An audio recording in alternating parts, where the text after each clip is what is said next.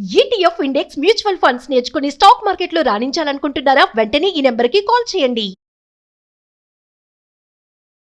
నమస్తే, welcome to Suman TV. నేను మీ ప్రేమ్. ఇవాళ మనతో ఉన్నారు స్టాక్ మార్కెట్ అనలిస్ట్ సుందరరామరెడ్డి గారు. లేటెస్ట్ అప్డేట్స్ ఏంటో సార్ అడిగి తెలుసుకుందాం. సార్ నమస్తే. సార్ నమస్తే అండి. మార్కెట్లో టెలికామ్ ఇండస్ట్రీ అంటే జియో, ఎయిర్టెల్, వోడాఫోన్ ఈ మూడే చెప్తూ ఉంటారు. అవును. లాస్ట్ ఈ 1 వీక్ కానీ లాస్ట్ డేస్ తీసుకుంటే ఆల్మోస్ట్ బిఎస్ఎన్ఎల్కి 29 lakhs సబ్స్క్రైబర్స్ వచ్చారు. సార్ ఎలా వచ్చారు, అసలు ఏంటి సార్ దానికి బ్యాక్గ్రౌండ్ ఏంటి సార్, అసలుకి దేని చూసి వచ్చారు అసలు? ఒకప్పుడు ఇండియాలో జియో రాకముందు అయితే ఆల్మోస్ట్ ఒక 15 టెలికామ్ కంపెనీస్ ఉండేయండి. అది అండ్ టాటా ఇండికామ్ ఒకటి, హచ్ ఒకటి, యూనినార్ ఒకటి, వీడియోకాన్ ఒకటి, ఐడియా ఒకటి, Tata Docomo, Vodafone, Loop, Reliance Communication, MTS, cell 1, STel, Spice, Max Touch and BPL Mobile, RPG Cellular, ఇట్లా ఆల్మోస్ట్ ఆల్ స్టేట్ లెవెల్లో కలిపి మోర్ దెన్ 15 దాకా ఉండేవి. జియో రావడంతో ఏంటంటే వీటన్నిటికి నష్టాలు బాగా హెవీగా వచ్చేసి ఒక్కొక్కటి క్లోజ్ చేసుకుంటే లేదు మెర్జ్ అవుతా వచ్చినాయి అనమాట. అండ్ ఫైనల్గా ఈ యుద్ధంలో 4 కంపెనీలు మిగిలినాయి. ఒకటేమో గవర్నమెంట్ దగ్గర నుంచి BSNL and Bharti Airtel and Reliance వాళ్ళు జియో అండ్ వడాఫోన్ కూడా ఏంటంటే ఐడియా, వడాఫోన్ 2 మెర్జ్ అయ్యి వడాఫోన్ ఐడియా అయిందనమాట. ఇప్పుడు ఈ మొత్తం ఈ 4 నడుస్తున్నాయి. ఈ ప్రైవేట్ ప్లేయర్స్ అందరూ ఏంటంటే లాస్ట్ 1 monthలో ఆల్మోస్ట్ 15 to 20% టారిఫ్ పెంచారు. ఓకే, ఫర్ ఎగ్జాంపుల్ మీరు ఇప్పుడు జియో చూసారనుకోండి, ఇప్పుడు మంత్లీ ప్యాక్ ఇంతకుముందు 239 ఉండేది, ఇప్పుడు 350 దాకా చేశారు మంత్లీ ప్యాక్. అంటే ఆల్మోస్ట్ 20% పెంచుతున్నారు. అట్లా టారిఫ్ పెంచేసరికల్లా అందరూ ప్రైవేట్ ప్లేయర్స్ అండ్ బిఎస్ఎన్ఎల్ వీళ్ళతో పోల్చుకుంటే బెటర్ ప్రైసింగ్లో ఉంది కాబట్టి దానికి షిఫ్ట్ అవుతున్నారు అందరూ అనమాట. ఇండియాలో ప్రైస్ సెన్సిటివ్ ఎక్కడ డిస్కౌంట్ వస్తే అక్కడికే మూవ్ అవుతారంటానికి వెరీ క్లాసిక్ ఎగ్జాంపుల్ అనమాట. ఈ జూలై మంత్లో ఒక్క బిఎస్ఎన్ఎల్కి 29 లక్షల కస్టమర్స్ వచ్చారు కొత్తగా. అదే టైంలో ఎయిర్టెల్కి డ్రాప్ అయ్యారు అండ్ వడాఫోన్కి డ్రాప్ అయ్యారు అండ్ జియో కూడా డ్రాప్ అయ్యారు. ఈ మూడింటికి డ్రాప్ అవుతున్నారు, మొత్తం దీనికి షిఫ్ట్ అవుతున్నారు, ఇది బిఎస్ఎన్ఎల్ అనమాట. అందుకని ఇది ప్రైస్ సెన్సిటివ్ అనుకోవాలా ఇండియన్ మార్కెట్ ఎప్పుడు కూడా. ఓకే, సో ఒక జియోకి అయితే 7 లక్షల మంది డ్రాప్ అయ్యారు జియోకి, అండ్ వడాఫోన్కి అయితే 14 లక్షల మంది డ్రాప్ అయ్యారు వడాఫోన్కి, అండ్ భారతీ ఎయిర్టెల్కి అయితే 16 లక్షలు డ్రాప్ అయ్యారు. ఓకే, వీళ్ళు మొత్తం కూడా దేనికి షిఫ్ట్ అవుతున్నారు, 29 lakh బిఎస్ఎన్ఎల్ షిఫ్ట్ అవుతున్నారు. కొన్ని చోట్ల బిఎస్ఎన్ఎల్కి టవర్ బాగుంటాం, వాళ్ళు కూడా 4G 5Gలోకి ఎంటర్ అవటం, టారిఫ్స్ రీజనబుల్గా ఉండటం వల్ల ఏంటంటే అంటే చిన్న ఎంప్లాయీస్ ఎవరైతే ఉన్నారో ఇది ఎక్స్పెన్సివ్ అనుకున్న వాళ్ళందరూ దాన్ని షిఫ్ట్ అవుతున్నారు అనమాట.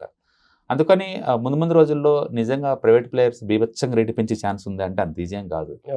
ఇదేంటంటే రాను బిఎస్ఎన్ఎల్కి ప్రైస్ సెన్సిటివ్గా ఉన్న వాళ్ళందరూ మూవ్ అవుతూ ఉంటారు, ఆ కస్టమర్స్ వాళ్ళకి పెరుగుతూ ఉంటారు. అందుకని ఒక స్టేజ్ దాటితే వీళ్ళు పెంచడం కుదరదు అనమాట.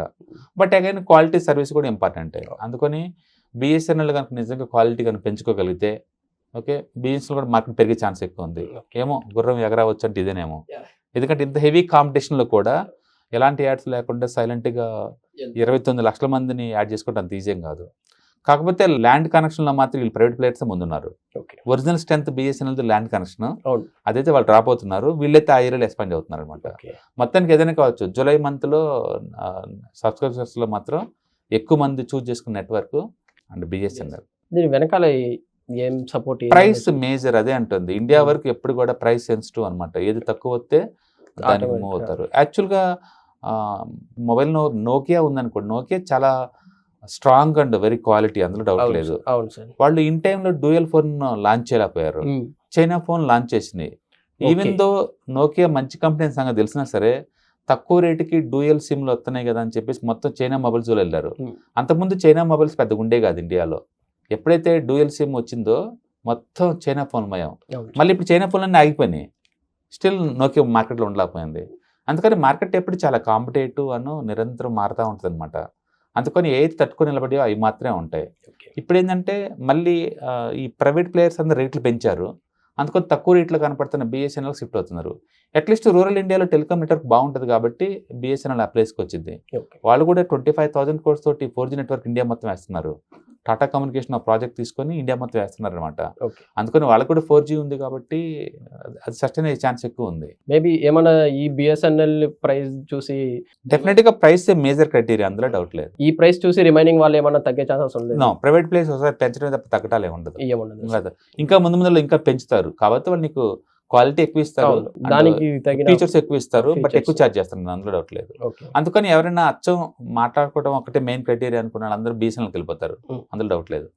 కొంచెం అడిషనల్ ఫీచర్స్ కావాలి, నాకు OTT కావాలి, లేకపోతే ఏదైనా చార్ట్ ఏదైనా అడిషనల్ యాప్స్ కావాలనుకున్న వాళ్ళు మాత్రమే వీటిలో మిగిలే ఛాన్స్ ఉంది. అందుకని వీళ్ళు అన్లిమిటెడ్గా మంత్లీ 500-1000 రూపాయలు చేస్తారంటే చేసేసేం లేదు. వీళ్ళు ఎంత రేట్ పెంచుతుంటే BSNLకి అంత ఎక్కువ మూవ్ అవుతుంటుంది.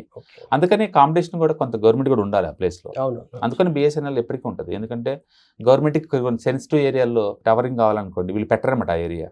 అవును. సో బోర్డరింగ్ ఏరియాలో టవర్లు పెట్టమంటే ప్రైవేట్ ప్లేయర్స్ ఎవరు పెట్టరు, ఎందుకంటే అక్కడ గిట్టుబాటు అవ్వదు కాబట్టి. BSNL మాత్రమే రెస్పాన్సిబిలిటీ తీసుకుంటుంది. అలాగే హిల్ ఏరియా, గిరిజనల్ ఏరియాలో ప్రైవేట్ ప్లేయర్స్ ఎవరు టవర్ వేయరు, అండ్ BSNL మాత్రమే ఉంటుంది. ఓకే. అందుకని ఇట్స్ గవర్నమెంట్ రెస్పాన్సిబిలిటీ ఎంటైర్ ఇండియాకి 4G అందించడం అనేది. అందుకని BSNL ఎప్పటికీ ఉంటుంది పర్మనెంట్గా, ఎంత లాస్లో ఉన్నా సరే.